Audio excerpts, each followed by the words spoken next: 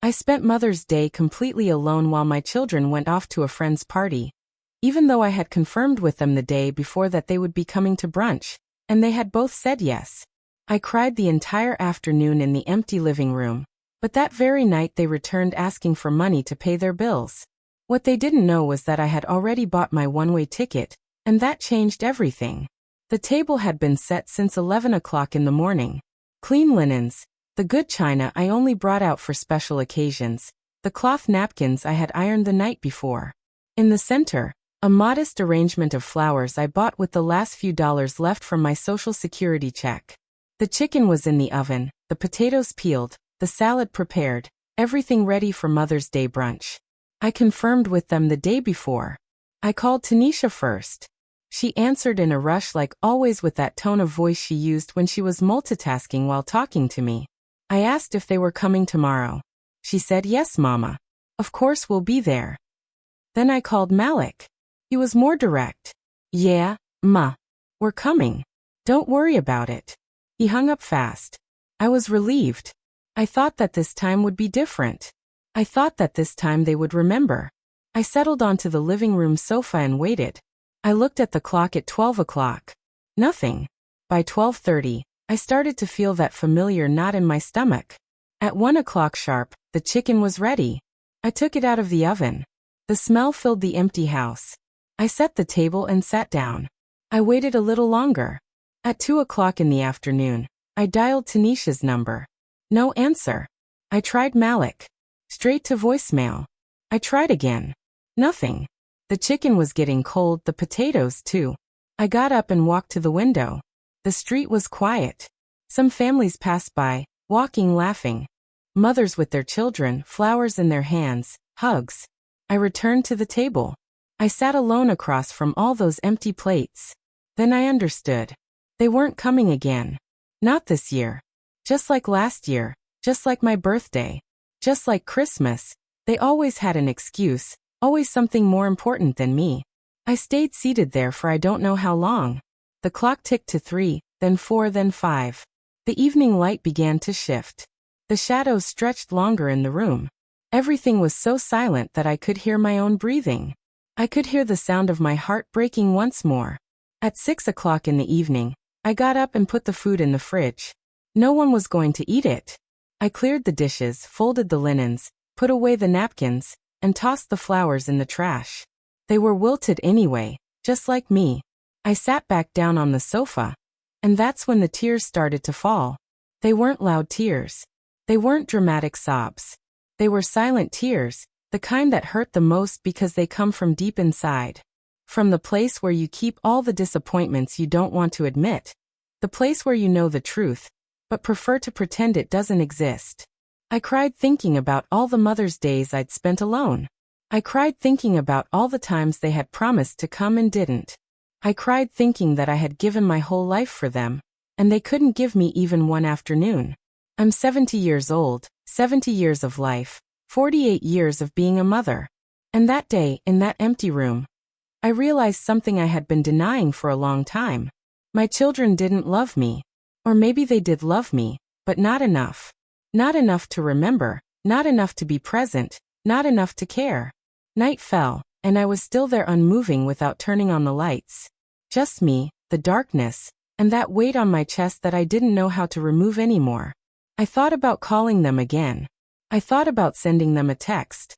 I thought about telling them how I felt, but I didn't because I knew they would say the same old thing.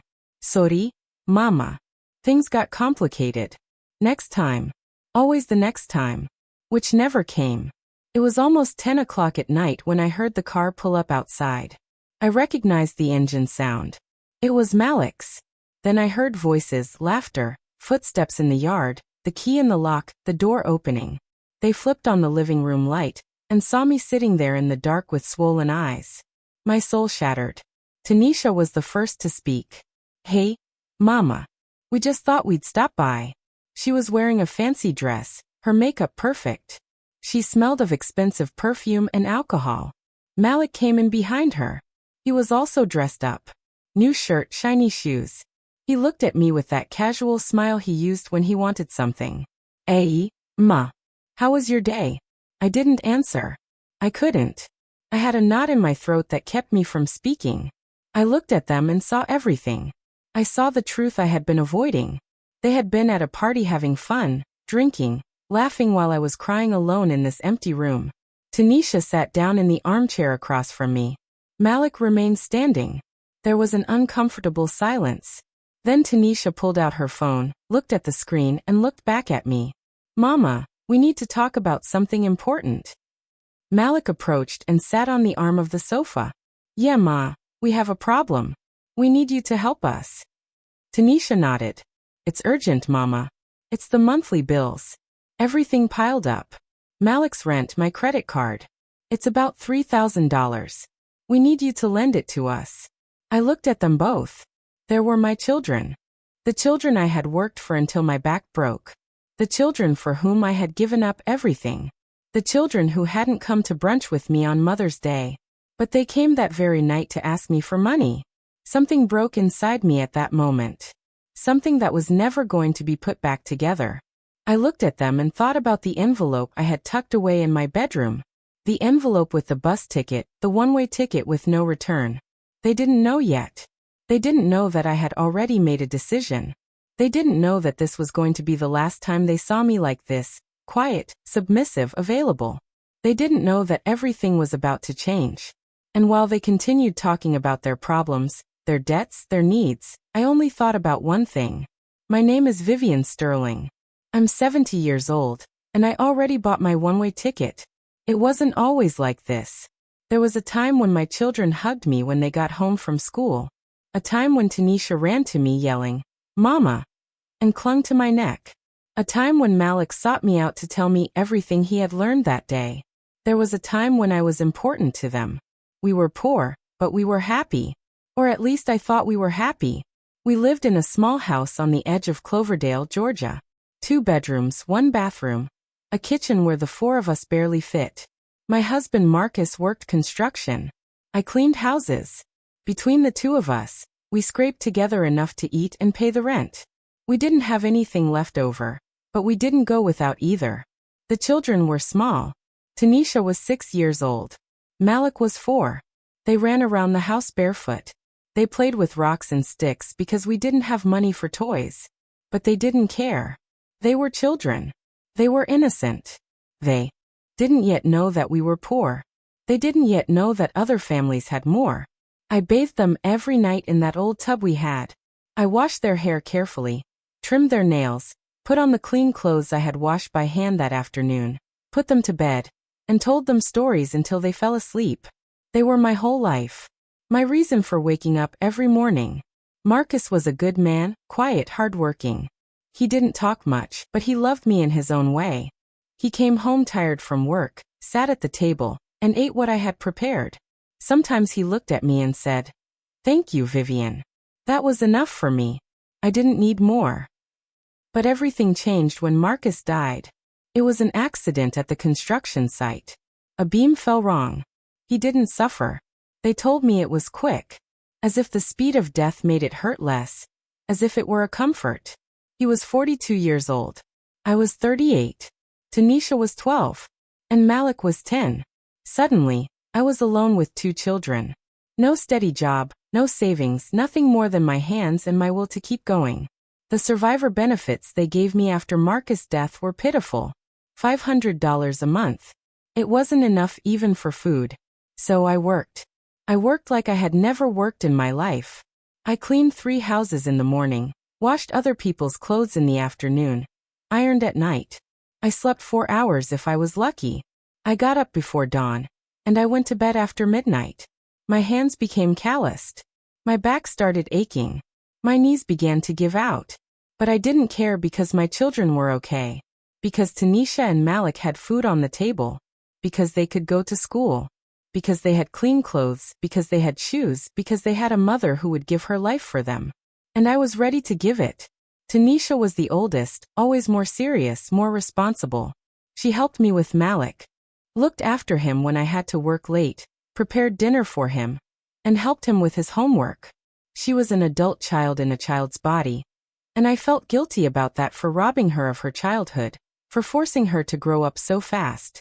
Malik was different, cheerful, a dreamer, always inventing things. He drew on any paper he could find.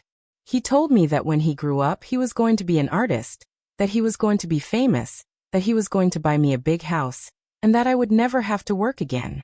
And I believed him because mothers always believe their children. The years passed. They grew up. The house felt smaller and smaller. Tanisha started complaining.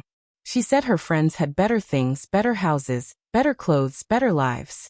She looked at me with that silent reproach that hurt more than any word. As if it were my fault we were poor. As if I wasn't doing everything possible. Malik changed too. He stopped drawing. He stopped dreaming. He started hanging out with other boys. He came home late and wouldn't tell me where he had been. When I asked, he answered in monosyllables. He became distant, cold, like a stranger living in my house. But I kept working, kept sacrificing myself because that's what mothers do. Because I thought that someday they would understand, that someday they would be grateful, that someday they would tell me, "Thank you, Mama, for everything you did for us." When Tanisha turned 18, she got a job at a downtown store. She started earning her own money. I thought she would help me. I thought that now that she was working, I could rest a little. But no, Tanisha saved every cent. She bought new clothes, new shoes, makeup, perfumes. She went out with her friends. And when I asked her to contribute something to the house, she looked at me like I was asking for her kidney. Malik barely finished school. He didn't want to go to college. He said college wasn't for him, that he was going to get a job, that he was going to make money, and that he didn't need more education. I didn't insist. I was tired of fighting. I was tired of everything. He got a job at a mechanic shop. He earned little, but it was something. I thought he would stay with me, that he would help me with expenses, but after 6 months, he told me he was moving out. He had found an apartment with some friends. He needed his space. He was a man now, and he couldn't stay living with me forever. I remained silent. I didn't tell him that I felt abandoned. I didn't tell him that I was afraid of being alone. I didn't say anything. I just helped him pack his things. I gave him money for the first month's rent. Money I didn't have, money I took from my meager savings, and I watched him leave without looking back. Tanisha left 2 years later. She met a man, fell in love, and got married. She didn't invite me to the wedding. Well, she did invite me, but it was one of those obligatory invitations you make because you have to. I went to the wedding. I sat in a corner. No one talked to me. No one introduced me. No one made me feel important. I was just the mother of the bride, an afterthought, an obligation. Tanisha's marriage lasted 3 years. Then she divorced, came back to my house crying, telling me the man had cheated on her, that he had treated her badly, that she needed a place to stay. I took her in. Of course I took her in. She was my daughter. But she didn't thank me. She stayed for 6 months, recovered, met another man, and left again without saying goodbye. Malik never married. He had girlfriends, many girlfriends, all fleeting, all the same. He introduced them to me when he needed to impress them. Look, this is my mama. Bless her heart, she lives alone, always so sacrificial. And they looked at me with pity, with that pity that makes you feel small, invisible, unnecessary. The years kept passing. I kept working, even though I couldn't clean houses like before, even though my back hurt so much that there were days I couldn't get out of bed, even though my hands trembled, even though my knees wouldn't hold me up, but they kept coming. Tanisha and Malik kept coming when they needed something. Money almost always.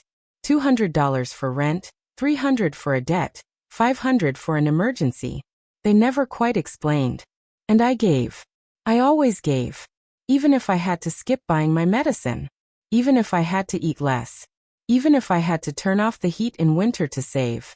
Because they were my children. Because I loved them. Because I thought that someday they would change. That someday they would grow up. That someday they would realize everything I had done for them. But that day never came.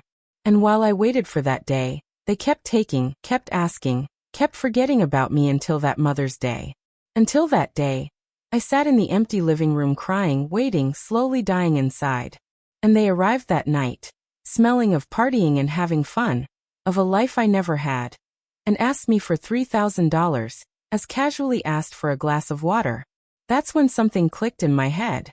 When I understood that this was never going to change, that they were never going to change, that I could keep giving and giving until I dropped dead, and they would keep taking without thanks, without remembering, without loving.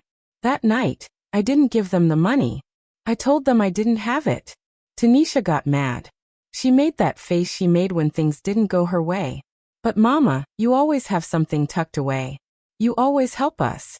It can't be that right now. You have nothing. Her voice had that accusatory tone as if I owed her something. As if it were my obligation to solve her life. Malik was more direct.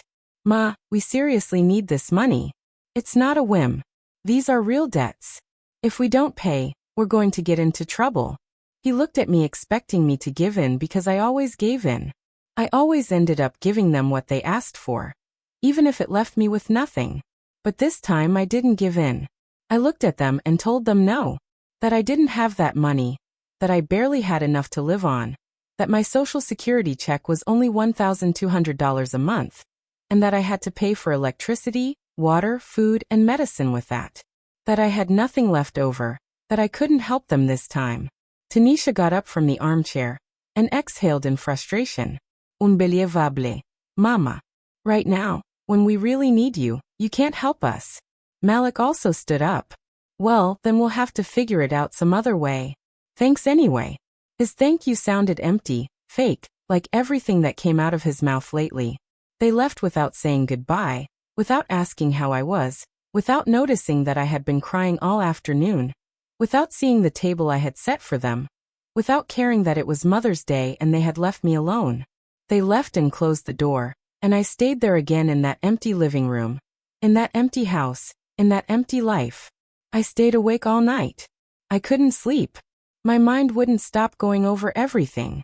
The years, the sacrifices, the times I had gone without eating so they could eat, the times I had worked sick to pay for their school, the times I had given them even what I didn't have, and they didn't even remember.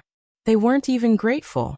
To them, I was just an ATM, a place to come when they needed something, a resource, not a person, not their mother, just a source of money that should always be available. The next day, I got up. Early. I hadn't slept, but I got up anyway. I made myself a cup of coffee, sat in the kitchen, and made a decision. I was going to investigate. I was going to know the truth. Because something didn't add up. Malik had a job. Tanisha did too. Both of them earned more than me. So, why did they always need money? Where was all their income going? I opened my phone and went onto social media, something I almost never did because I didn't quite understand how those things worked. But Tanisha had shown me once. She had shown me how to search for people, how to see their photos. I searched for Tanisha's profile first, and there it all was. Photos and more photos. Tanisha in expensive restaurants. Tanisha in new dresses. Tanisha on trips to the beach. Tanisha at parties. Tanisha with drinks in her hand. Tanisha smiling. Tanisha living a life that according to her she couldn't afford. A life full of luxuries while she was asking me for rent money. I kept scrolling. More photos, more restaurants, more clothes, more trips, posts from a week ago, 2 days ago, yesterday, last night. A picture from the party she went to instead of coming to brunch with me. She was with her friends, all made up, all in fancy clothes. The description read, "Perfect day with my favorites, hearts, emojis, happiness. A perfect day." While I was crying alone in my house, while I was waiting for them to come, while I was saving the food, no one was going to eat. A perfect day. I searched for Malik's profile. More of the same. Photos at bars, photos with friends, photos with new motorcycles, photos in designer clothes, photos at concerts, photos at events. A full life, an expensive life, a life that didn't match someone who couldn't pay his bills. I stared at those photos for hours. I felt a strange feeling in my chest. It wasn't just sadness. It was something deeper. It was the feeling of having been cheated, of having been used, of having been foolish for all those years. Then I saw something that chilled my blood. A group chat. Tanisha had accidentally posted a screenshot. Or maybe not accidentally. Maybe she didn't care who saw it. It was a group called the Sterling Kids. It was just the two of them, Tanisha and Malik. The screenshot showed part of a conversation. Malik had written, "Did you ask the old woman yet?" Tanisha replied, "Not yet, but I know how I'm going to work her. I'll tell her it's urgent. You know how she is. She always falls for it." Malik, LOL. Yeah, poor thing. But hey, that's what she had us for, right? To take care of her when she's old. And in the meantime, she can fund us a little longer. I read that once, twice, 3 times. I couldn't believe what I was seeing. The old woman. Poor thing. Fund us a little longer. That's how they talked about me. That's what they thought of me. As a burden, as a future obligation, as someone to make fun of.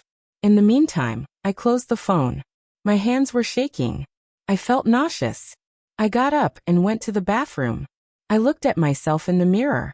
I saw a 70-year-old woman, tired, worn out, with deep wrinkles, completely white hair, sad eyes, hands deformed from working so much. This was me, Vivian Sterling, the woman who had given her whole life for 2 children who called her the old woman. The woman who had broken her back, working so they could have everything she never had. The woman who kept giving them money while they mocked her in their private chats. I went back to my bedroom and opened the drawer of my nightstand. I took out an old box where I kept important papers, documents, receipts, and proof of payments. I started reviewing everything. I mentally tallied up how much money I had given them over the last 5 years. $20,000. In 5 years, I had given them $20,000. Money I took from my Social Security check. Money I saved by not buying things for myself. Money I borrowed and was still paying back. $20,000 that they spent on parties, clothes, trips, and whims while telling me it was for emergencies, for urgent debts, for necessities. They lied to me. They had always lied to me. And I had always believed them because that's what foolish mothers do. Believe their children even when all the signs say they shouldn't. I put the papers away, closed the box, and sat on the edge of my bed. In that moment, I understood something fundamental. If I didn't change this, no one would. They were never going to wake up one day and decide to treat me better. They were never going to be grateful. They were never going to appreciate me. They were never going to love me as I loved them. I had 2 options. Continue like this until I died. Keep being the old woman they fund. Keep giving them everything until I had nothing left. Until I died alone and forgotten in this house. While they continued with their perfect lives, posting happy photos online. Or I could do something different, something I had never done, something that scared me just to think about. I could choose myself for the first time in 70 years. I could think about me. I could do something for me. I got up, went to the living room, and turned on the old computer I had. The one Malik had given me years ago when it was too slow for him. I went online and searched for retirement communities near the coast. I don't know why I searched for that. Maybe because I had always dreamed of seeing the ocean, of living near the water, of hearing the waves, of feeling the breeze. Things I never did because I was always too busy giving my life to others. Several results popped up. Quiet places, communities for older adults, small but respectable homes, affordable prices.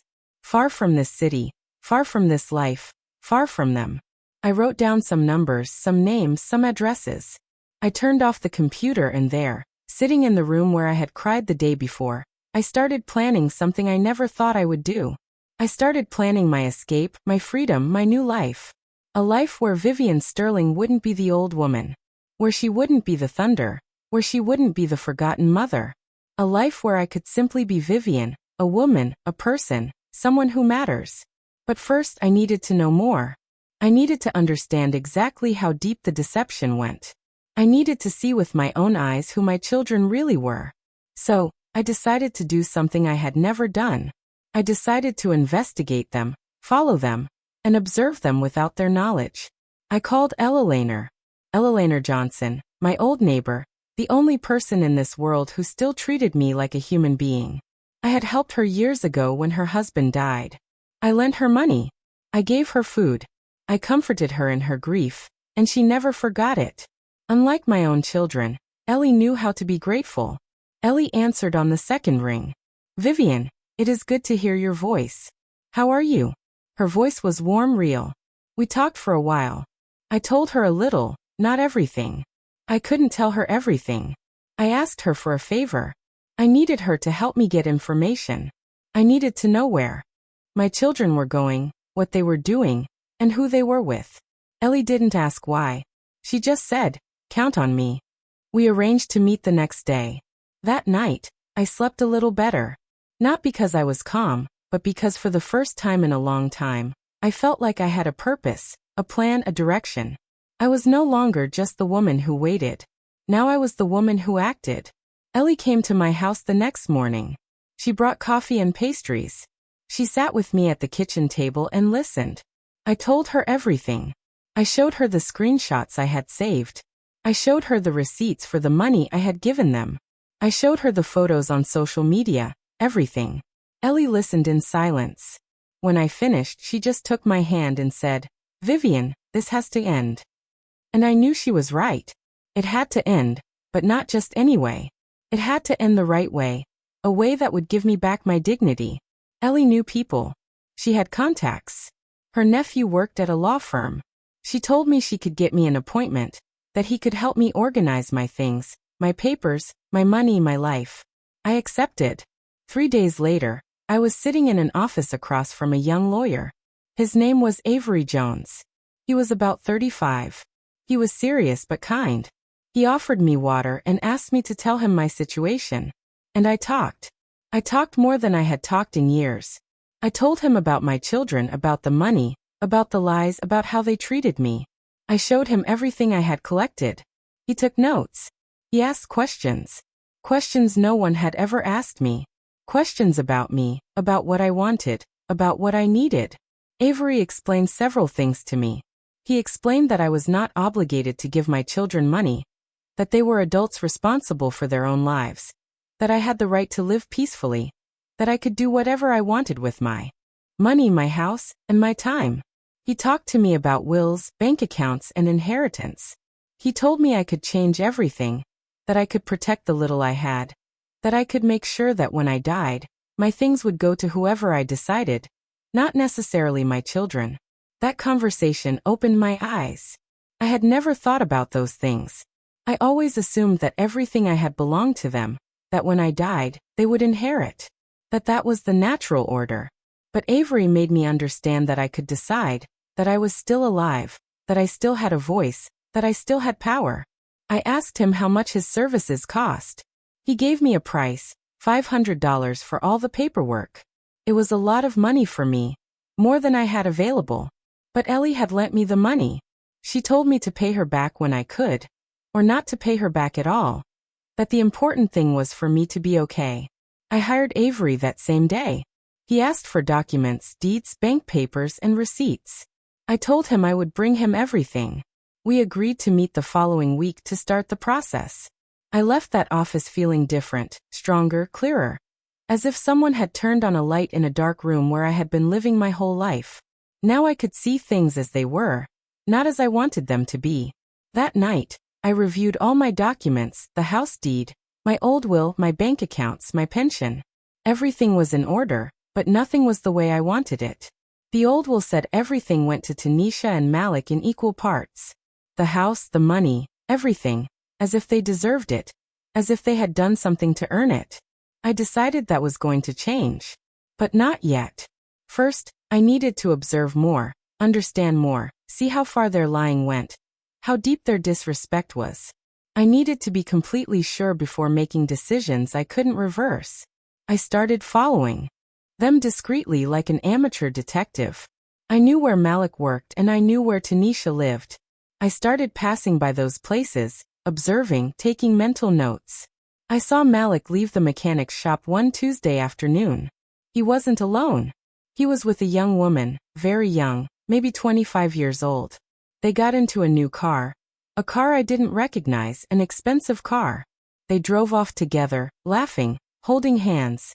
I followed them on the bus. They went to a downtown restaurant, one of those places where the plates run $50.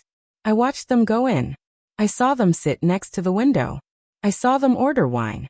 I watched as Malik showed her the menu, how he smiled at her, how he treated her like she was someone special. My son, who told me he couldn't pay his rent, was spending $100 on dinner. My son, who was asking me to borrow money, was in a new car. My son, who was supposedly broke, was living like he was swimming in money. I stayed outside the restaurant. I waited. I don't know why I waited. Maybe because I needed to see more. I needed to confirm what I already knew.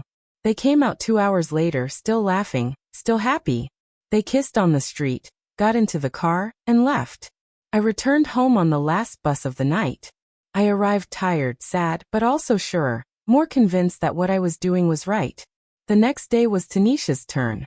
I knew she worked at an office in the mall. I went early. I sat on a bench outside her job. I waited. I saw her leave at lunchtime. She was with 2 friends, the same ones from the photos on social media. They went to a clothing store. I followed them. I went into the store behind them. I stood looking at the racks while I listened to them talk. Tanisha tried on a red dress.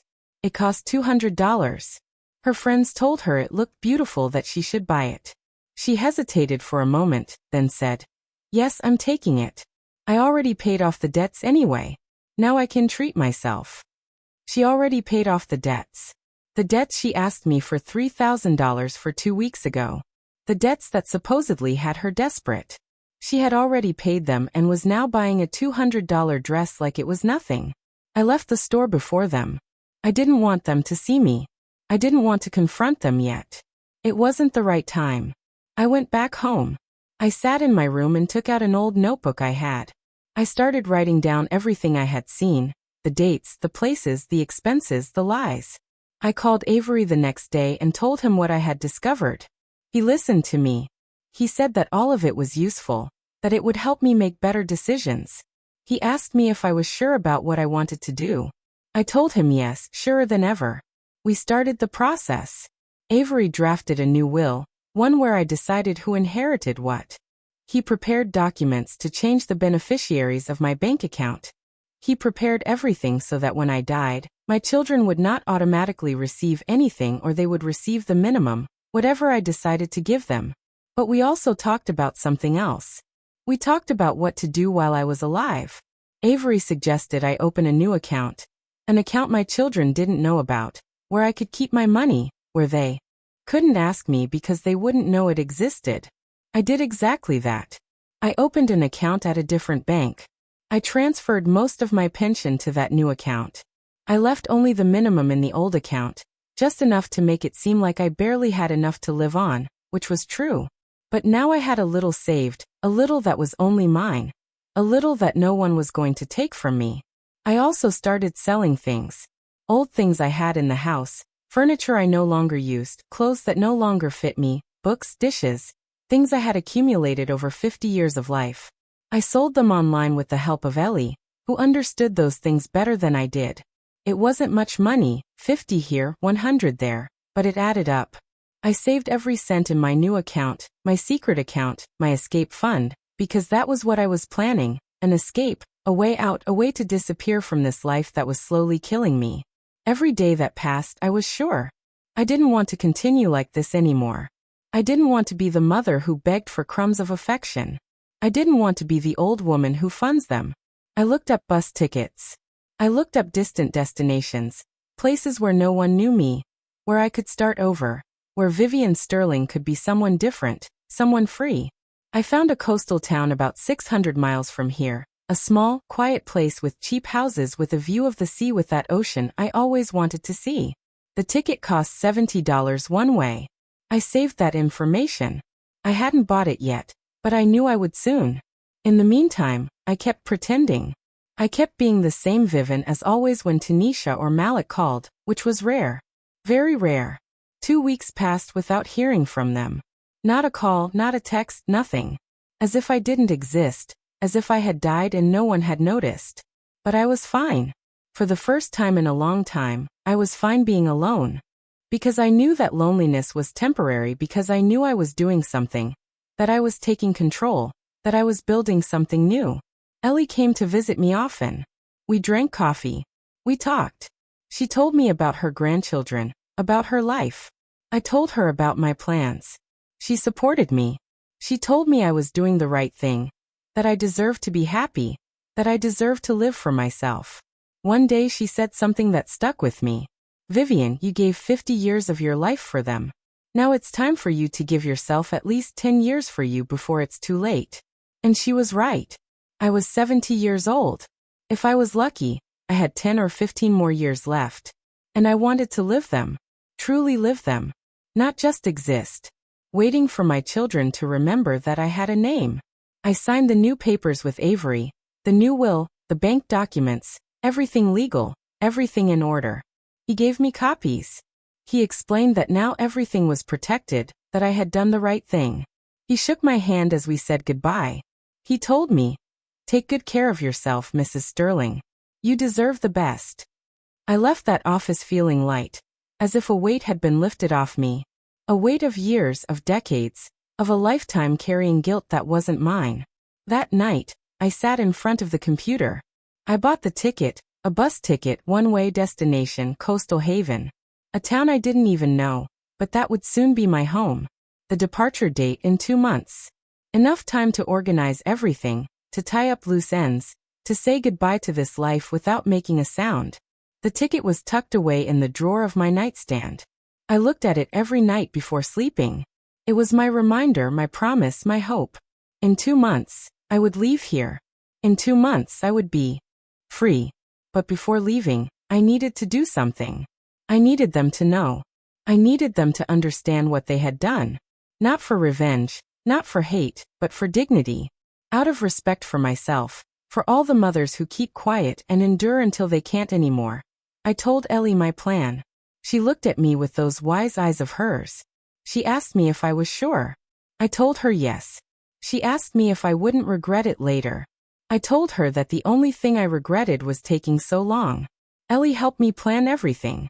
We decided I would have a dinner, a last supper. I would invite Tanisha and Malik. I would tell them I had something important to announce. They would come. Of course they would come. They would think I was going to give them something. Money, the house, something. They always thought I was going to give them something. But this time, it would be me who took. I would take my life back. I would take my dignity back. I would take my name back. We set the date. Saturday in 3 weeks. Enough time to prepare everything. Enough time to ensure I wouldn't back out. I called Tanisha first. She answered on the 4th ring. "Hello, Mama. What's going on?" Her voice sounded distracted as always. I told her I wanted to have a family dinner. That it had been a long time since the 3 of us had gotten together. That I had something important to tell them. There was a silence. Then she asked, "Is it something bad, Mama? Are you sick?" Her concern sounded fake. Practiced. I told her no, that I wasn't sick, that I just wanted to see them, that I wanted to talk to them, that it was important. She accepted. She said she would be there. I hung up and called Malik. The conversation was almost identical. He also accepted. He also asked if I was sick. He also sounded like he was doing something else while talking to me, but they confirmed. Both of them said they would come. I marked the date on the calendar. 3 weeks, 21 days, 504 hours. I started counting backward. During those 3 weeks, I prepared everything meticulously. I made a list of what I needed to tell them, what I needed to show them, and how the evening would unfold. I rehearsed it in front of the mirror. I practiced my voice, my tone, my words. I wanted to be sure. I wanted to be firm. I also prepared the evidence. I printed the screenshots from their social media, the conversations where they mocked me, the photos of their luxurious lives while they asked me for money, the receipts for all the money I had given them over the last 5 years, everything organized, everything numbered, everything ready to show them. Avery prepared official documents for me. A letter where I declared that I was withdrawing all financial support from my children, that they would not receive another cent from me, that they had to fend for themselves, that they were adults, and it was time for them to act like it. Copies of the new will, copies of the changes to my bank accounts, everything legal, everything signed. I also prepared envelopes, 3 envelopes. One for Tanisha, one for Malik, one for Ellie. In Ellie's envelope, I put a thank you note and $500, the money she had lent me, plus a little extra for her friendship, for her loyalty, for being the only person who treated me like a human being. In Tanisha's envelope, I put the keys to a safe deposit box. Inside that box were things from her father. Photos, letters, memories, things that might matter to her. Maybe not, but it was the only thing she would inherit from me while I was alive. In Malik's envelope, I put the same keys to another safe deposit box with things from his father, with memories from his childhood, material things they could keep because I no longer needed them. Because where I was going, there was no room for the past. The days passed slowly. Every day I felt more nervous, more anxious, but also surer, more convinced. There were moments when I doubted. Moments when I thought that maybe I was being too harsh, too cruel. But then I remembered. I remembered Mother's Day. I remembered the lies. I remembered how they called me the old woman. And the doubt disappeared. Ellie came over every day. She helped me with the preparations. She listened to me rehearse. She told me I was doing well, that I was being strong, that I was being brave. Her support was the only thing that kept me firm. A week before the dinner, I got a call from Malik. He needed money again, $500 to fix his car. He said it had broken down, that he needed the car to work, that if he didn't fix it, he would lose his job. The same old story, the same script. I told him I didn't have it. I told him to wait until after dinner, that we would talk. Then he got upset. He said he couldn't wait, that it was urgent. I repeated that I didn't have it. He hung up angry. 2 days later, I saw a photo on his social media of the new car, the same car I had seen him in with the young girl running perfectly without any problems. Lies. Always lies. They weren't even trying to make the lies believable anymore. The day of the dinner arrived, Saturday.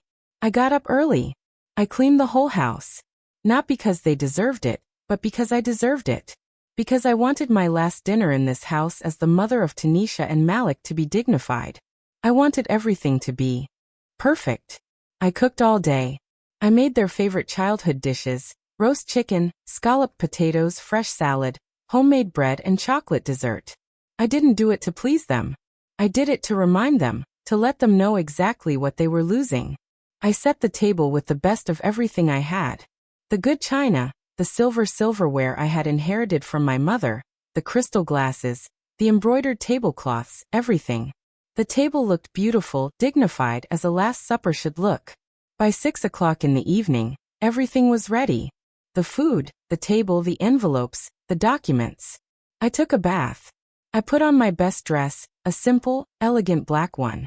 I did my hair and put on a little makeup. I looked at myself in the mirror. I saw a different woman. A woman who was no longer afraid. A woman ready to speak the truth. They arrived at 7 together in Malik's car. I watched them arrive through the window. They were laughing, talking. They got out of the car and walked toward the house as if it were nothing. As if this were just another dinner. As if I were the same old me. I opened the door before they could knock. I greeted them with a smile, a calm, firm smile. "Come in," I said. "I was expecting you." They came in. Tanisha gave me a kiss on the cheek, one of those quick, meaningless kisses. Malik gave me a hug, a brief mechanical one. They sat down in the living room and looked around. Tanisha commented that the house looked nice. Malik asked what I had cooked. I offered them something to drink. They accepted. I served them wine. A cheap wine I had bought especially for this occasion. I wasn't going to waste the good wine on them.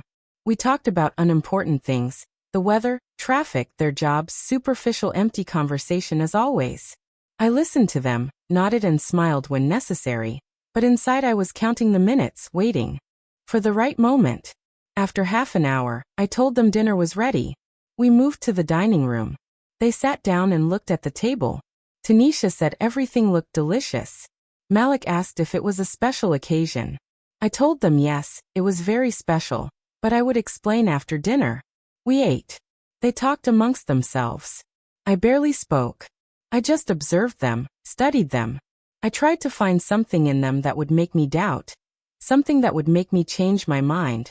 Something of the children they once were, some sign of true love. But I found nothing. I only saw two selfish adults eating at my table, enjoying my food, waiting to see what they could get out of me this time. We finished dinner. I cleared the dishes. Tanisha offered to help. I told her it wasn't necessary to stay seated, that I would be right back. I went to the kitchen and took a deep breath. This was the moment.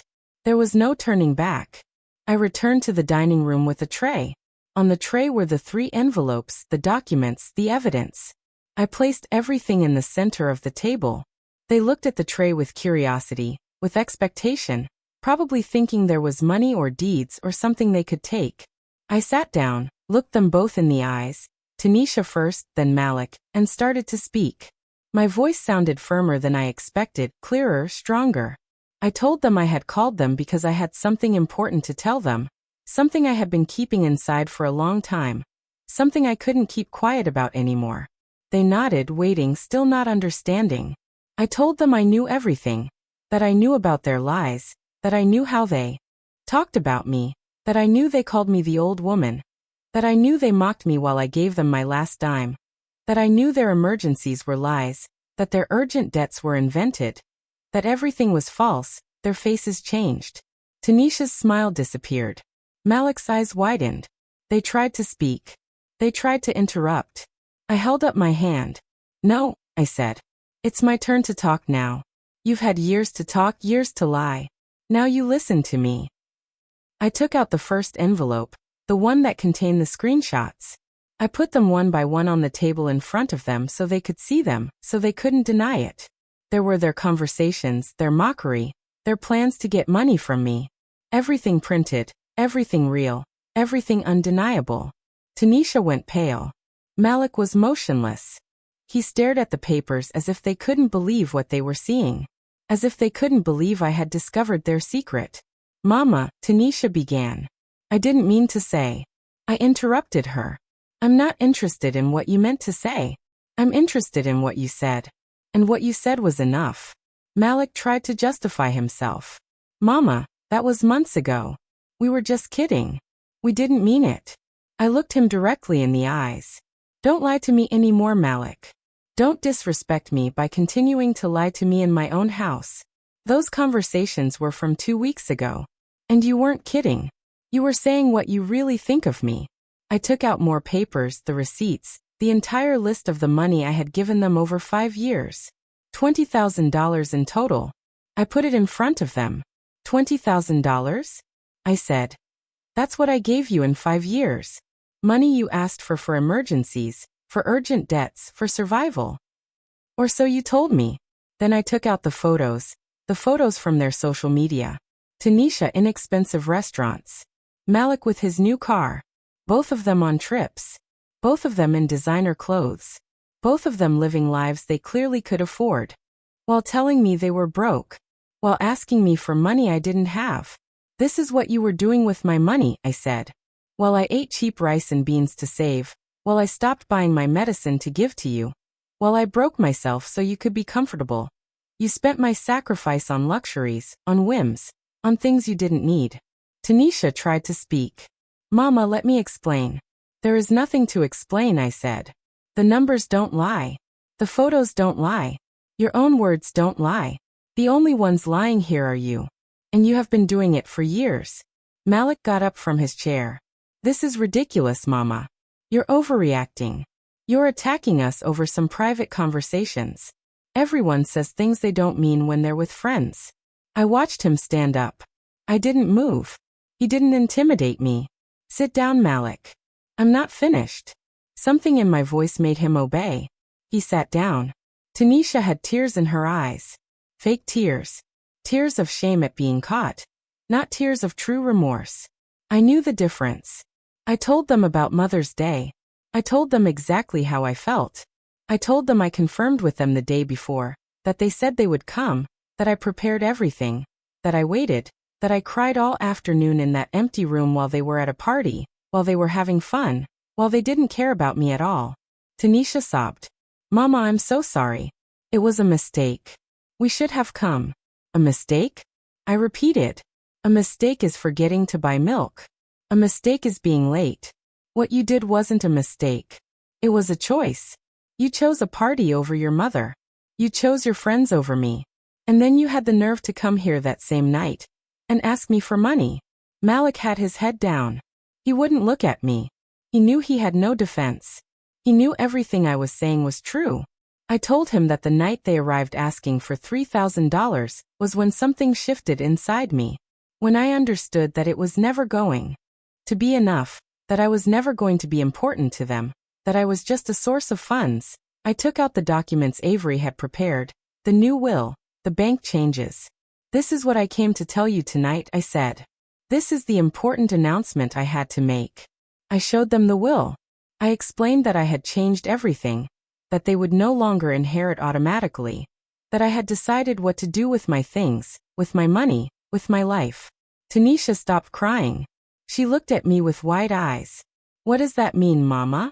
"It means I took control," I replied. "It means you won't manipulate me anymore. It means you won't lie to me anymore. It means you won't get another cent from me. It's over." Malik stood up again. "This is crazy.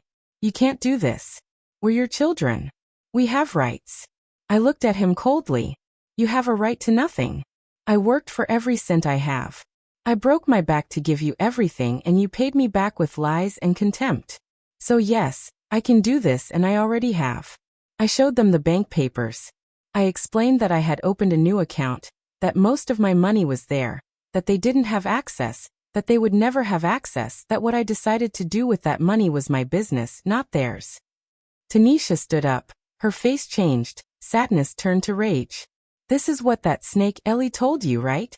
She put these ideas in your head. She's manipulating you." I looked at her with pity. Ellie is the only person who has treated me with dignity in years. The only one who listens to me. The only one who cares about me as a person and not as an ATM. So don't you dare speak ill of her. Malik started pacing. "This can't be happening. This can't be real. We've always loved you, Mama. We've always been there for you." I laughed, a dry, humorless laugh. "Been there for me? Where have you been, Malik? Where were you on Mother's Day? Where were you on my birthday? Where were you when I was sick last year? Where were you when I needed you?" He didn't answer. He couldn't answer because the truth was they were never there. They only showed up when they needed something. They only called me when they wanted money. The rest of the time I didn't exist to them. I handed them the envelopes with their names on them. "These are for you," I said. "Open them if you want or don't open them. I don't care anymore." Tanisha opened hers with trembling hands, took out the keys, and looked at the paper that explained they were for a safe deposit box with things from her father. Nothing else. "Is this it?" she asked. Her voice sounded incredulous. "That's it," I confirmed. Malik didn't even open his. He left it on the table. The three of us looked at each other in silence. A heavy silence full of painful truths, full of years of mistakes, full of a relationship that had been broken for a long time, and that I was just admitting. Tanisha tried one last resort. "Mama, please, can we fix this? We can change. We can be better children. Give me a chance." I shook my head. "You had years of chances. Every Mother's Day I spent alone was a chance to change. Every time I gave you money I didn't have was a chance to be grateful. Every time I forgave you was a chance to be different. There are no more chances left." Malik came up to me. He took me by the shoulders. "Mama, this is a mistake. You're angry. I understand. But don't make decisions you're going to regret. We're your family. We're all you have." I removed his hands from my shoulders. "Exactly, Malik. You're all I have. And that's very sad because what I have is nothing. Two children who don't love me, who only use me, who only remember I exist when they need something." I told them to leave, that dinner was over, that I had said everything I had to say, that there was nothing more to talk about. Tanisha started crying again. This time, maybe they were real tears. Tears of realizing what they had lost. Or maybe, just tears of rage. I didn't care anymore. Malik stood there looking at me as if I were a stranger. And perhaps I was. Perhaps he never truly knew me. Perhaps he never bothered to know me. To him, I was always just Mama. The person who gives, the person who fixes problems, the person who is always there, never Vivian, never a person with feelings, with dreams, with dignity. I walked to the door. I opened it and waited there for them. "Go," I said. And this time my voice didn't tremble. This time I didn't feel guilt. This time I only felt peace. A strange peace. The peace of having told the truth. The peace of having defended myself. The peace of having chosen my dignity over their comfort. Tanisha walked past first, crying without looking at me. Malik followed her. He stopped at the door. This isn't over, Mama. We'll talk when you've calmed down. There will be no more conversations. I told him, this is final. Go. He left. I watched them walk toward the car. I saw them get in. I saw Malik slam his hand on the steering wheel in anger. I saw Tanisha wiping her tears. I saw the car start. I watched the taillights disappear down the street. And when they vanished completely, I closed the door. I stood there in the entryway alone in silence. I expected to feel something. Sadness, regret, fear. But I felt none of that. I only felt relief. A deep relief, like taking off a shoe that has been hurting you all day. Like letting go of a weight you have carried for so long that you forgot what it feels like to be without it. I went back to the dining room. I looked at the table, the dirty dishes, the scattered papers, the open envelopes, all the mess of the truth. I started clearing up. I washed the dishes, put away the food, and cleaned the table. And with every item I put away, I felt that I was also putting away a piece of the past, a piece of the old Vivian, the one who endured, the one who kept quiet, the one who settled for crumbs. That Vivian was staying here in this house, in this life, because in 2 months the new Vivian would get on a bus and never look back. The days after that dinner were strange, silent. I expected them to call me, to look for me, to try to make things right, but they didn't. A week passed, then 2. Not a call, not a text, nothing. It was as if I had ceased to exist for them. At first it hurt. I won't lie. It hurt to realize that even after everything, even after showing them the truth, they didn't care enough to try to win me back. But then I understood something. Their silence was the confirmation I needed, the final proof that I had made the right decision. Ellie came over every day. She brought me company. She helped me pack because I had started packing little by little, one box at a time. Clothes I was going to take, books, old photographs, not many things, just the essentials. Because where I was going, I didn't need the past. I only needed enough to start over.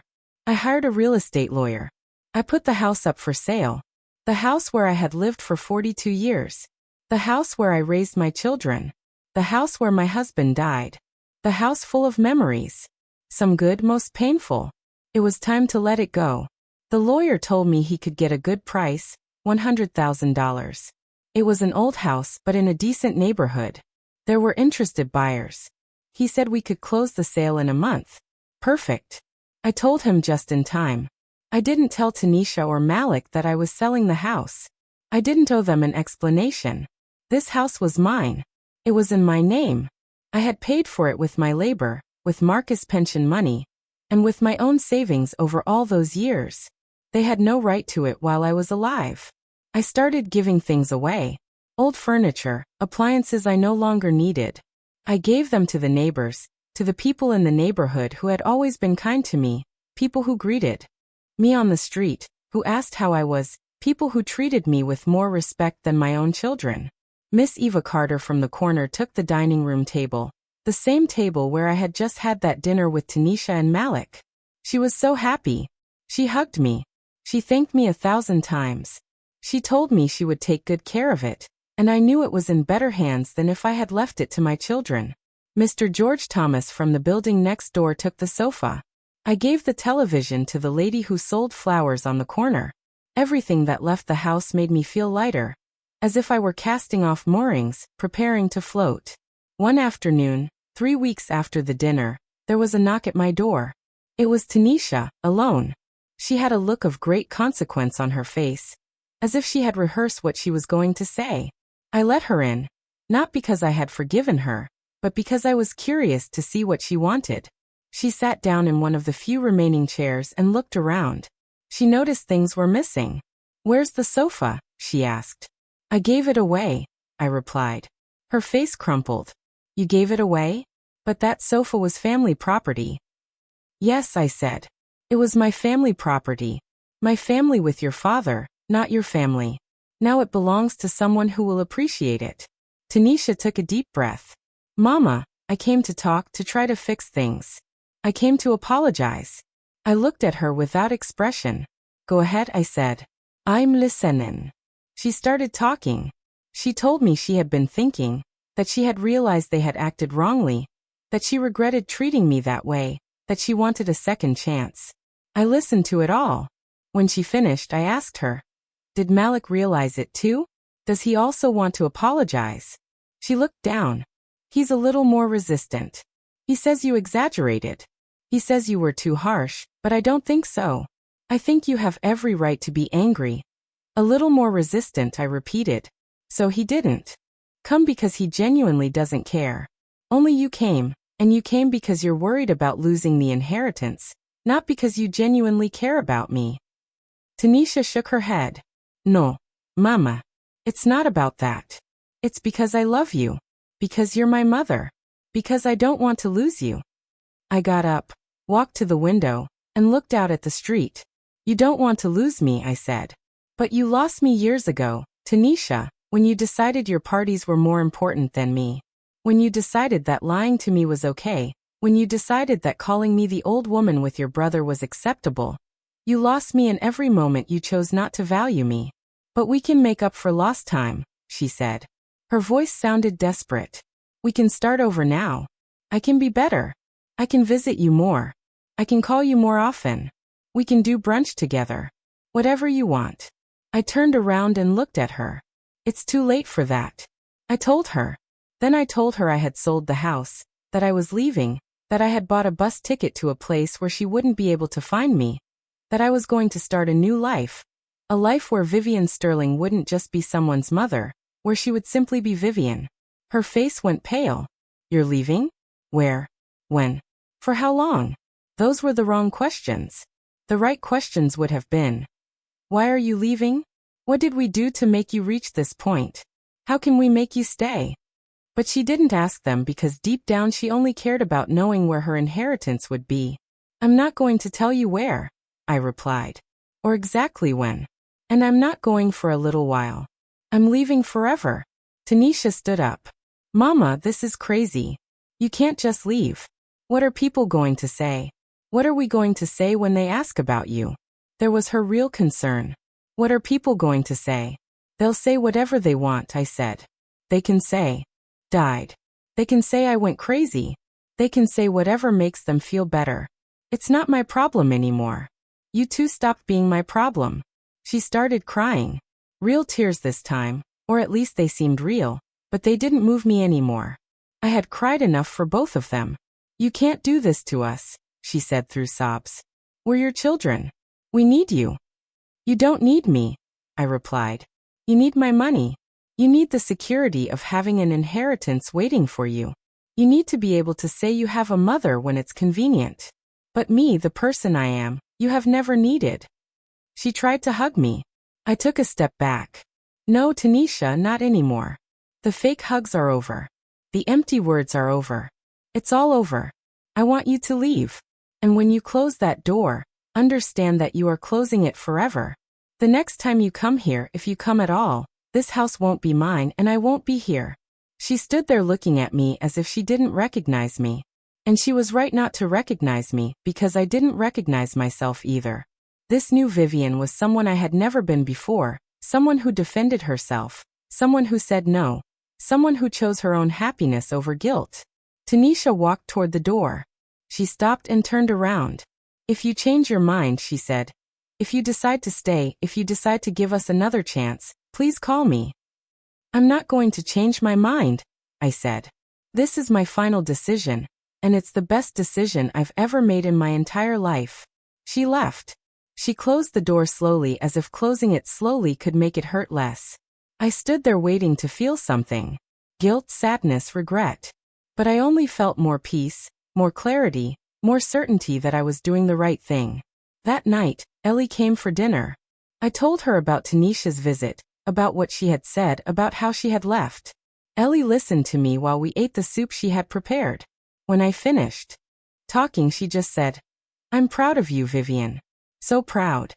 Those words touched my soul because no one had told me that in years. No one had been proud of me. My children never were. Marcus perhaps was, but he never said it aloud. Ellie was the first person in decades who made me feel like I was doing something right, something brave, something important. I gave her the envelope with her name on it. She opened it, saw the money, and tried to give it back to me. No, Vivian, this is too much. I don't need it. I lent it to you from the heart. Ellie, I insisted. You have been more family to me in these last few months than my children have been in years. Please accept it not just as payment, but as thanks for seeing me, for listening to me, for treating me like a person. She finally accepted. She hugged me. A real hug. One of those that means something. One of those that makes you feel that you are not alone in the world. We cried together. But they weren't sad tears. They were tears of liberation, of friendship, of two older women who understood each other without needing explanations. The following days were a whirlwind. The house buyer rushed the process. He wanted to close in 2 weeks. Perfect, I said. The faster the better. I signed papers, documents, transfers, everything legal, everything necessary, so that when I left there would be no loose ends. Avery helped me with everything. He made sure the sale money went to my new account, the account my children didn't know about, $100,000. It was more money than I had ever had in my life, and it was all mine to do whatever I wanted with. I only withdrew what I needed in cash, $5,000. The rest I left safe in the bank, protected for my new life, for emergencies, for whatever. But no one but me would have access. No one but me would decide what to do with it. A week before I left, I received a text from Malik. It was the first time I had heard from him since the dinner. The message said, "Mama, Tanisha told me you're leaving. I don't know if it's true, but if it is, please reconsider. Don't do anything crazy. Think about us. Think about the family." I didn't reply. There was nothing to say. I deleted the message. I blocked his number. I did the same with Tanisha's number. I didn't want their texts anymore. I didn't want their calls anymore. I didn't want anything from them. The moving day came. People from a company came. They took the few boxes I had prepared. I sent them by package delivery to Coastal Haven, to a small hotel where I would stay for the first few weeks while I looked for a permanent place. Everything was organized. Everything was planned. Everything was ready. The house was empty. Completely empty. I walked through the rooms one last time. The room where I slept with Marcus. The room where Tanisha and Malik grew up. The kitchen where I prepared thousands of meals. The living room where I cried on that Mother's Day that changed everything. I said goodbye to every space, not with nostalgia, but with acceptance. This house held my past. But I was going toward my future, and the future didn't need these walls. It didn't need these memories. It only needed a 70-year-old woman with a bus ticket and a small suitcase. I closed the door for the last time. I gave the keys to the lawyer. I signed the last paper. And just like that, the house stopped being mine. 42 years of history closed with one signature and a handshake. And I didn't cry. I didn't look back. I just walked forward. Ellie took me to her house that last night. I slept on her sofa. We talked late into the night about life, about dreams, about the ocean I was about to see. She told me to visit her when I could. I promised her I would, and it was a promise I intended to keep. The day of my departure dawned with a clear sky, as if the universe knew I needed a good day to start my new life. I got up early. Ellie had already made coffee. We had breakfast together in silence, a comfortable silence, the kind that only exists between true friends. My bus left at 10 o'clock in the morning. Ellie drove me to the terminal. I carried my only suitcase, a small suitcase with the essentials, clothes, documents, some old photographs, not of my children. I left those behind, only photos of Marcus, of my parents, of moments worth remembering. We arrived at the terminal an hour early. We sat on a bench, holding hands like two sisters saying goodbye. Ellie's eyes were moist. "Vivian," she said, "you're going to be okay. I know you're going to be okay. You're going to find the peace you deserve." "I know," I replied. And for the first time in a long time, I really believed it. Then something I didn't expect happened.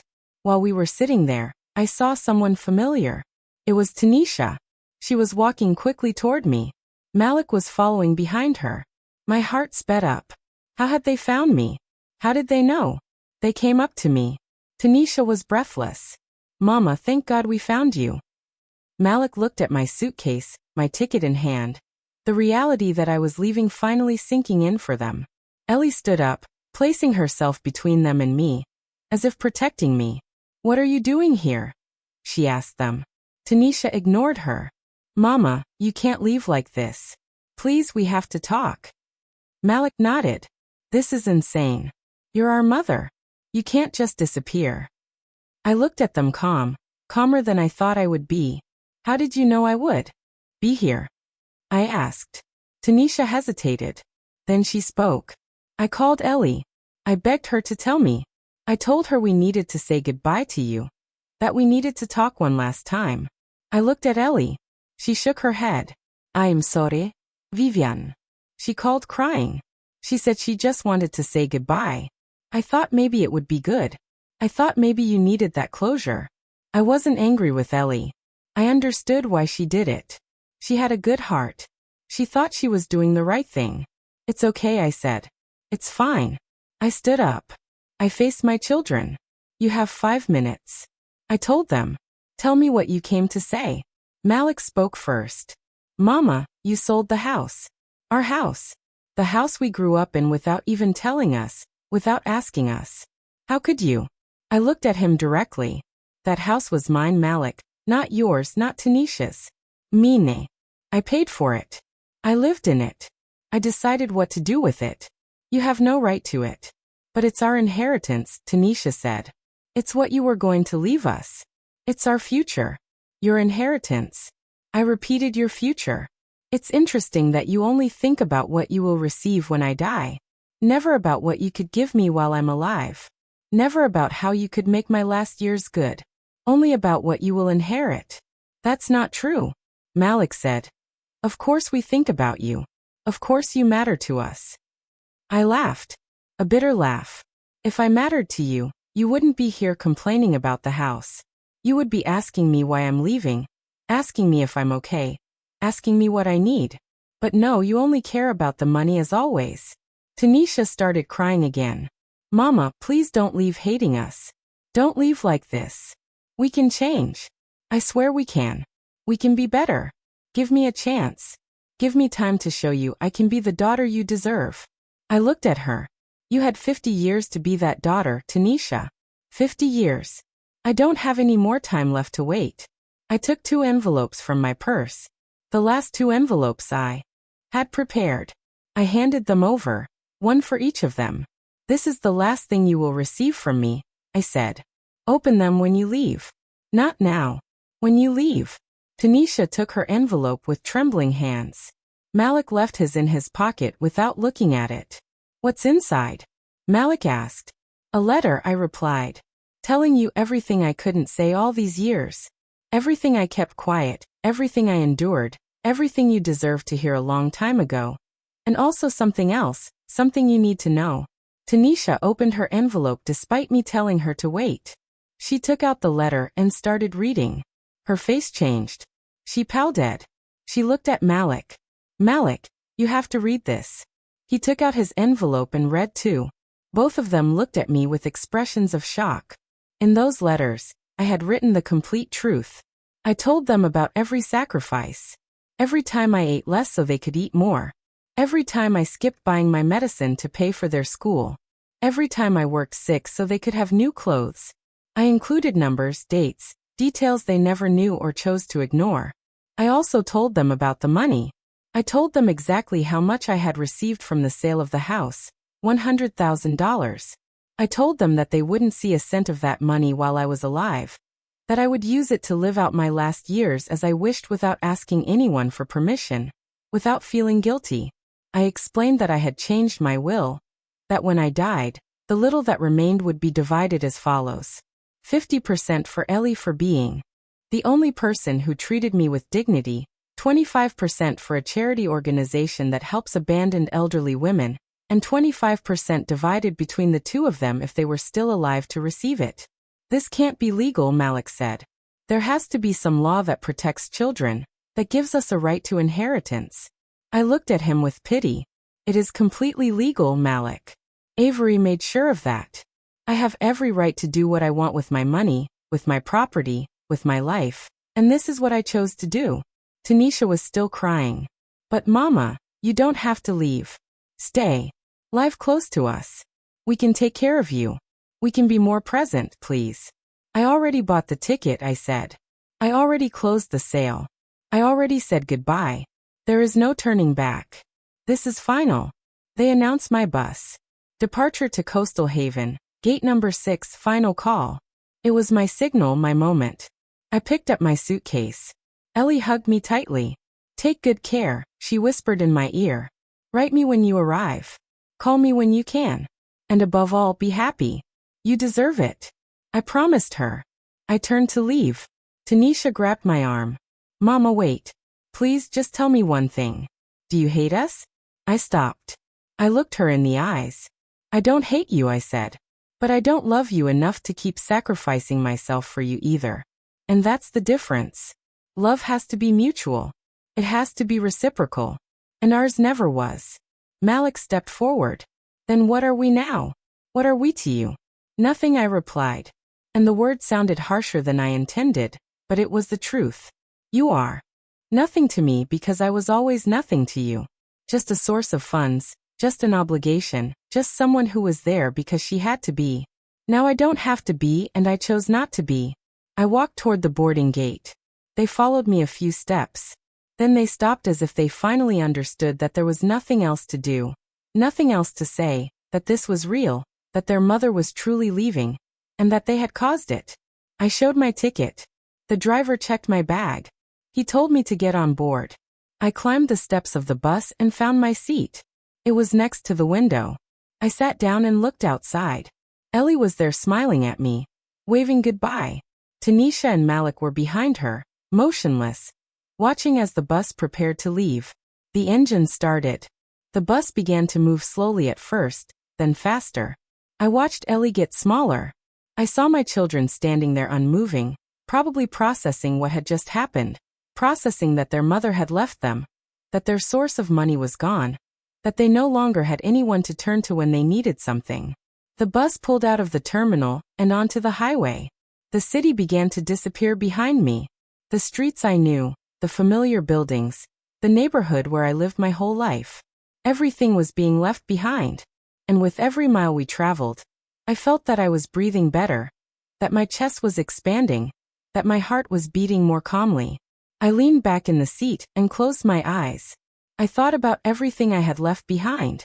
The house, the memories, my children, my entire life. I thought about everything I had gained. Freedom, dignity, the chance to be myself, to live for me, to see the ocean. I opened my eyes and looked out the window. The landscape was changing. It was no longer buildings. It was fields, trees, mountains in the distance. Beauty I had never stopped to appreciate because I was always too busy, too tired, too worried about others. An older lady was sitting across the aisle. She smiled at me. Traveling alone? She asked. I nodded. Yes, I'm traveling alone to start a new life. She smiled wider. How brave, she said. At our age, there are still people who dare to start over. I congratulate you. I thanked her and I realized that I was brave, that leaving everything known to seek something better required courage, and I had it. The bus continued its journey. Hours passed. We stopped in some cities. People got on, people got off.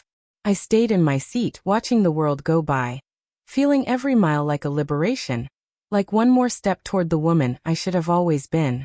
I thought about Tanisha and Malik. I wondered if they would be okay, if they would ever understand, if they would regret it. But then I stopped wondering because it was no longer my responsibility. It was no longer my burden. They were adults. They had made their decisions and I had made mine. I took out a new notebook I had bought. I opened the first page. I wrote, "My name is Vivian Sterling.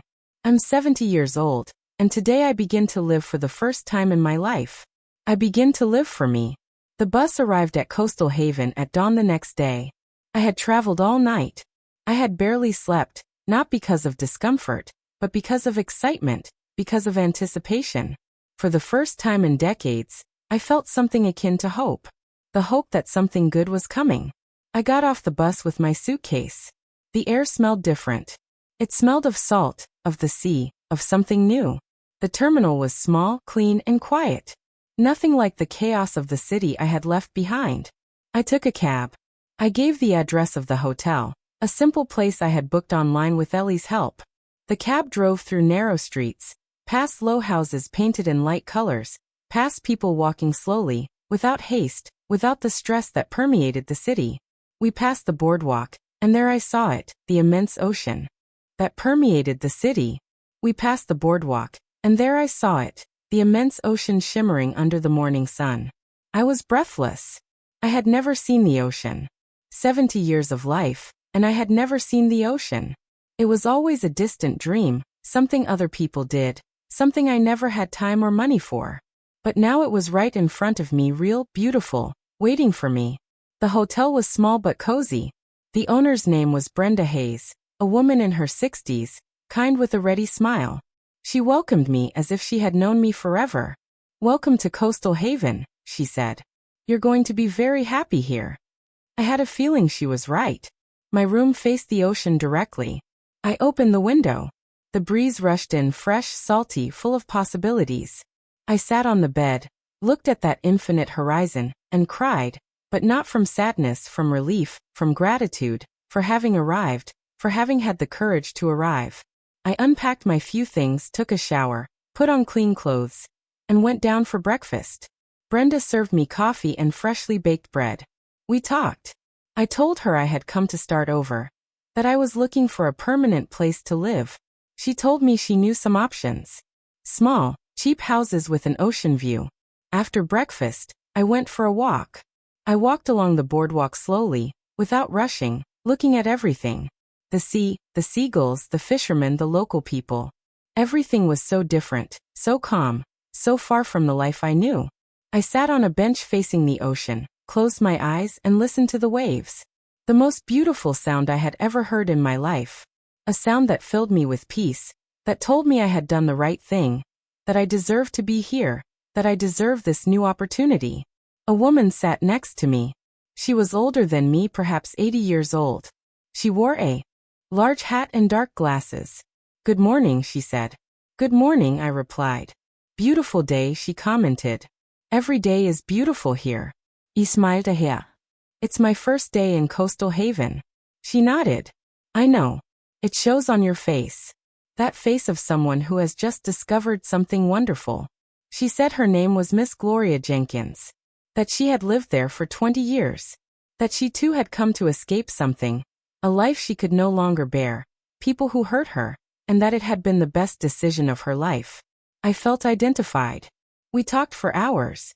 She told me about the town, the people, the pretty places, what life was like there, quiet, simple, without the complications of the city. She told me there was a community of older women, women who, like us, had come seeking peace, seeking to start over. She invited me to a group that met on Tuesdays. A reading group, a knitting group, a conversation group, a friendship group. I accepted without hesitation. For the first time in years, I wanted to socialize. I wanted to meet people. I wanted to make friends, because now I had time. I had energy. I had the desire to live. The following days were spent exploring. Brenda took me to see several small houses. I saw 5, 6, 7 until I found the perfect one. A small single-story house, 2 bedrooms, a kitchen, a living room, a small front yard, and a back deck with a direct ocean view. It cost $50,000. I had the money. I could pay for it. I made an offer that same day. The owner accepted. We closed the deal in 2 weeks. I signed papers, transferred the money, and just like that, for the first time in my life, I bought a house that was only mine. Not shared with a husband, not thinking about leaving it to my children, just mine for me to live as I wished. I moved in a week later. I bought simple furniture, new, without history, without painful memories. A comfortable bed, a small sofa, a table to eat at while looking at the ocean. White curtains that let in the light. Everything clean, everything new, everything mine. I started a routine. I got up early, made coffee, sat on the deck, and watched the sunrise over the ocean. Something I never thought I would do. Then I walked on the beach, collected shells, dipped my feet in the cold water. I felt alive in a way I had never felt. In the afternoons, I read books I had always wanted to read but never had time for. I wrote in my diary things I was thinking, things I was feeling, things I wanted to remember. At night, I cooked for myself food that I liked without thinking about anyone else, just me. I joined Gloria's group. I met other women, Ms. Eva Carter, 68, Mr. Ronald Davis, 75, and others, all with similar stories. All had left something behind. Difficult families, painful marriages, ungrateful children, all seeking the same thing, peace, dignity, a second chance. We quickly became friends. We met twice a week, sometimes more. We drank tea, knitted, talked, laughed, and shared our stories without judgment, without pity, only with understanding, with that deep comprehension that only comes from having lived the same things. Months passed. I called Ellie every week. I told her about my life, my house, the ocean, my new friends. She told me about the city, about the neighbors. She never mentioned Tanisha or Malik, and I never asked. That chapter was closed. I didn't want to reopen it. One day, 6 months after my arrival, Ellie told me something.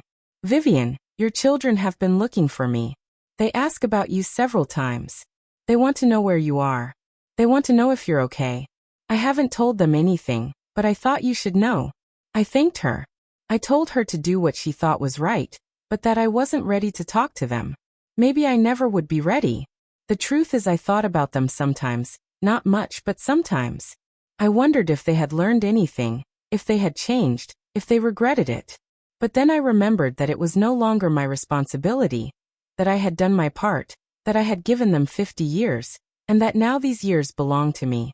I turned 71 in Coastal Haven. My friends threw me a small intimate party with homemade cake and candles. They sang happy birthday.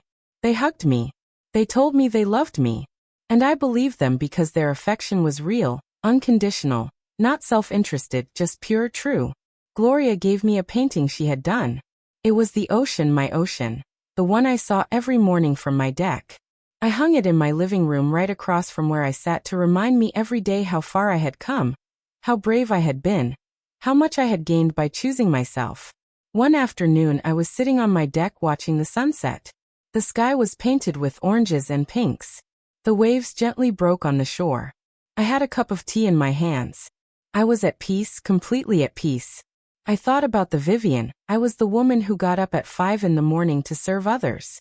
The woman who cried alone in an empty room. The woman who settled for crumbs of affection. That Vivian had stayed in that city, in that house, in that life. The Vivian I was now was different. She was a woman who had chosen herself, who had taken the reins of her own life, who had said enough, who had had the courage to start over when everyone thought it was too late. I took out my diary and opened a blank page. I wrote the words I had been saving, the words I needed to say, the words that closed one chapter and opened another. My name is no longer theirs. I am no longer just Tanisha and Malik's mother. I am no longer just Marcus's widow. I am no longer the woman who gives and gives until she has nothing. My name is Vivian. Simply Vivian, a 71-year-old woman who lives by the ocean, who has true friends, who wakes up happy, who goes to sleep peacefully, who knows the taste of freedom, who learned that it's never too late to choose herself. My story with them ended, but my story is just beginning. And this story is only mine. No one can take it from me. No one can ruin it. Because I finally learned the most important lesson of all. That self-love is not selfishness. That taking care of yourself is not betrayal. That choosing your happiness is not cruelty. I closed the diary and looked at the ocean. The waves continued their eternal rhythm, rising and falling like life itself, like endings which are also beginnings, like goodbyes, which are also welcomes. The sun finished setting. The stars began to appear one by one, filling the dark sky with light. I stayed seated there, breathing the salty air, listening to the sea, feeling complete. For the first time in 71 years, I felt complete. Not because someone completed me, but because I had finally found myself. The Vivian who was always there, waiting, awaiting her moment, her opportunity, her time. And that time had arrived. My story was just beginning. And it would be a beautiful story, a story of freedom, of dignity, of a woman who refused to end her life as a footnote in the story of others. A woman who wrote her own ending and her own beginning.